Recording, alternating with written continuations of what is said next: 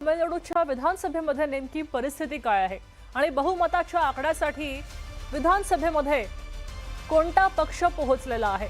DMK 72, ADMK 54, टीव्हीकेला 108, तर एनसीकेला आणि इतर जे पक्ष आहेत त्यांना 0 खरं तर आकडा मिळालेला आहे। आपण पाहतोय डीएमके 72 वर पोहोचलाय, एएमडीएमकेला 54 जागा त्यांनी मिळालेल्या आहेत। टीव्हीकेला सगळ्यात जास्त विक्रमी आकडा गाठता आलेला आहे, तो म्हणजे 108, 100 पार ते गेलेले आहेत।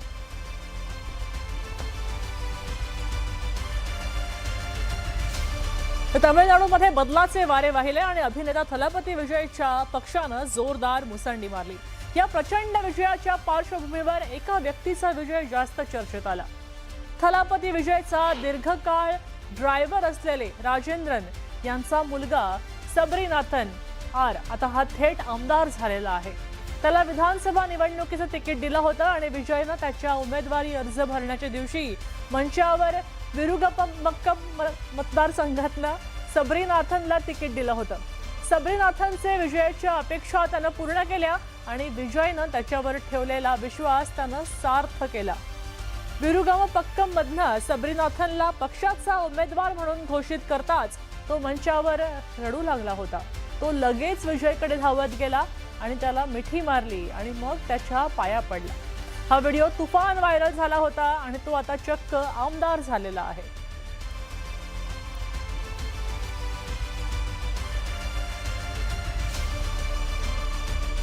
तर तामिळनाडूमध्ये थलापती विजय यांच्या टीव्हीकेनं जाहीरनाम्यामध्ये केलेल्या लोकप्रिय घोषणा संपूर्ण प्रचाराच्या वेळी चर्चेत राहिल्या। आता या घोषणा कोणत्या होत्या पाहूया। मुलींना लग्नासाठी 8 ग्रॅम सोनं आणि सिल्क साडी, प्रत्येक मुलीला आपल्या लग्नाच्या वेळी हे 8 ग्रॅम सोनं आणि सिल्कची साडी मिळणार हे त्यांनी म्हटलं होतं। तर नवजात बालकांसाठी सोन्याची अंगठी सुद्धा या थलापती विजयच्या पक्षाकडून दिली जाणार। त्याचबरोबर गृहिणींना दरमहा 2500 रुपये दिले जातील, 2500 रुपये गृहिणींना मिळणार। तर सुपर 6 योजना काय होती? वर्षातनं एकूण 6 सिलेंडर मोफत मिळणार, अशा प्रकारची घोषणा यांनी केली होती। दरमहा 200 युनिट वीज मोफत मिळणार। तुम्ही 200च्या वर जास्त वीज वापरली तर तीच चार्जेबल असेल, मात्र 200 युनिट पर्यंत मोफत। आणि सुशिक्षित बेरोजगारांना दरमहा 400 रुपये मिळणार असंही त्यानं म्हटलं होतं। डिप्लोमा धारकांना 2500 बेरोजगारी भत्ता मिळणार। बेरोजगारीसाठी सुद्धा भत्ता या ठिकाणी मिळणार होता। आणि 5 एकर पर्यंत कृषी कर्जमाफी या ठिकाणी त्यांना मिळणार। 1ली ते 12वी विद्यार्थ्यांना दरवर्षी 15,000ची मदत मिळणार। महिलांसाठी मोफत बस प्रवास असणार आहे।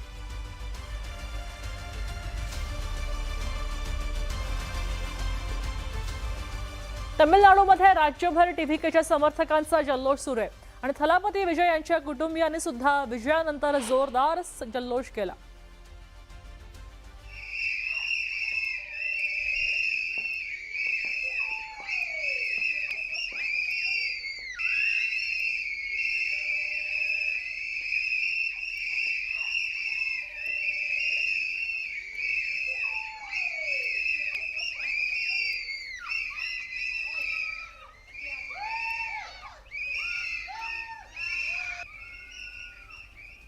तामिळनाडूच्या राजकारणामध्ये आणखीन एक अभिनेता आता मुख्यमंत्री पदावर विराजमान होणार आहे। 70च्या दशकामध्ये प्रसिद्ध अभिनेते एम.जी. रामचंद्रन यांनी राजकारणामध्ये प्रवेश केला आणि त्यानंतर तामिळनाडूच्या जनतेने त्यांना भरभरून मतं दिली, मुख्यमंत्री पदापर्यंत पोहोचवलं। 1977 पासून पुढची 10 वर्ष मुख्यमंत्री म्हणून त्यांनी तामिळनाडूचा राज्यकारभारही केला आणि त्यानंतर जयललिता यांनी राजकारणामध्ये एंट्री घेतली। अम्मा म्हणून त्यांना राजकारणामध्ये नवी ओळखही मिळाली।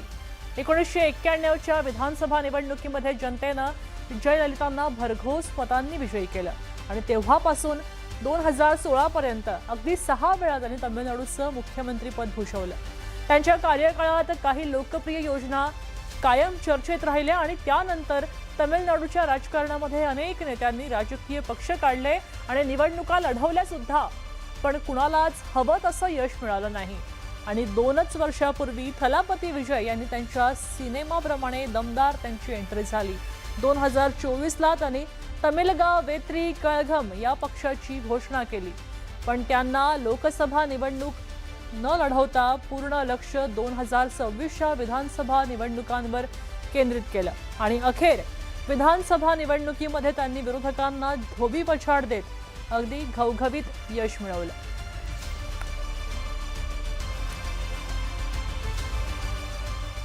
जिथे सगळ्या देशाचं लक्ष होतं त्या बंगालमध्ये काय झालं? इथं 15 वर्षांनंतर सत्ता परिवर्तन झालं. पश्चिम बंगालमधनं ममता दीदींच्या सत्तेला भाजपनं सुरुंग लावला आणि भाजपनं 200 पेक्षा अधिक जागी विजय मिळवला. बहुमताचा आकडा गाठला. भाजपच्या झंझावातासमोर ममता बॅनर्जींचा तृणमूल काँग्रेसचा टिकाव लागला नाही.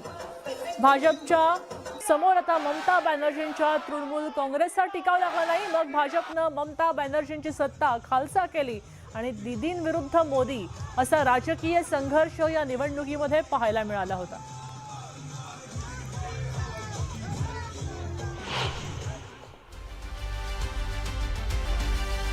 पश्चिम बंगालमध्ये सत्ता कुणाची यावर सकाळपासून खल सुरू आहे. तिथं 293 जागा होत्या, पैकी दीदींना केवळ 85 जागा मिळाल्या, तर भाजपनं विक्रमी 202चा आकडा गाठला. इथं काँग्रेसला केवळ 2च जागांवर समाधान मानावं लागलंय आणि इतर पक्षांना सुद्धा केवळ 4च जागा या ठिकाणी मिळालेल्या आहेत.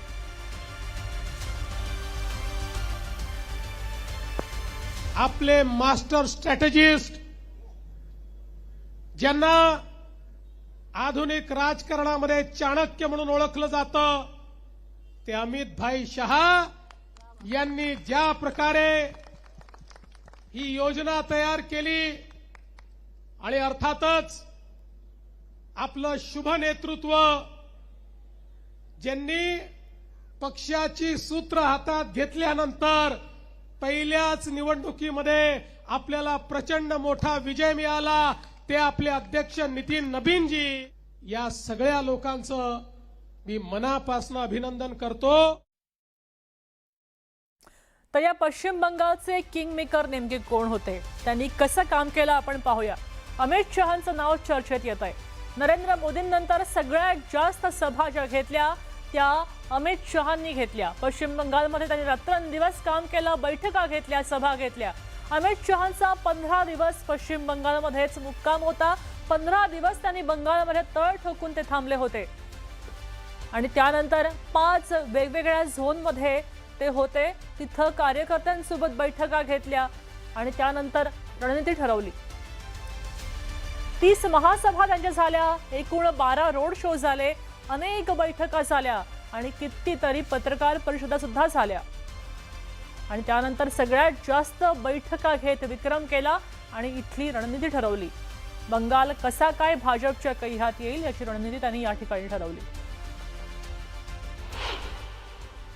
गृहमंत्री अमित शाह साहेब गेले 8-10 वर्ष सातत्याने बंगालमध्ये पक्षवाढीचं काम करत होते आणि त्यांनी जी मेहनत केली प्रधानमंत्री मोदीजींच्या मार्गदर्शनाखाली, त्या मेहनतीला यश मिळालं आणि अमितभाई खरे चाणक्य आहेत हे पुन्हा एकदा या बंगालच्या विजयातून सिद्ध झालंय. इथं ममता बॅनर्जींचा पराभव झाला, त्याची कारण काय आहेत आपण ती समजून घेऊया. सत्ताविरोधी लाट आली आणि त्यानंतर सलग 15 वर्ष सत्तेत असलेल्या पश्चिम बंगालमध्ये टीएमसी सरकार विरोधात ही लाट आली आणि त्याचा फटका ममता दीदींना बसला. महिलांवर वाढते अत्याचार आणि यामुळेच टीएमसी सरकारबद्दल नाराजी या ठिकाणी होती. त्याचबरोबर अमित शहांची रणनीती आणि भाजपची आक्रमकता नक्कीच खरं तर महत्त्वाचा मुद्दा आहे, ज्यामुळे ममता दीदींची हार झाली आहे. भाजपच्या टीएमसी विरोधात आक्रमक प्रचाराचा इथं ममतांना फटका बसला. तृणमूलच्या बालेकिल्ल्यातच त्यांना फटका बसला. बॅनर्जींचे भाचे अभिषेक बॅनर्जी यांना अवाजवी महत्त्व दिलं, त्यामुळे टीएमसी मध्ये नाराजी आधीपासून होतीच. पक्षांतर्गत नाराजी होती आणि पक्षांतर्गत कलह आणि त्याचबरोबर सुवेंदू अधिकाऱ्यांसारख्या नेत्यांचं भाजपात जाणं नक्कीच तोट्याचं होतं. स्थानिक पातळीवर टीएमसीच्या कार्यकर्त्यांकडनं भ्रष्टाचार आणि सरकारी योजना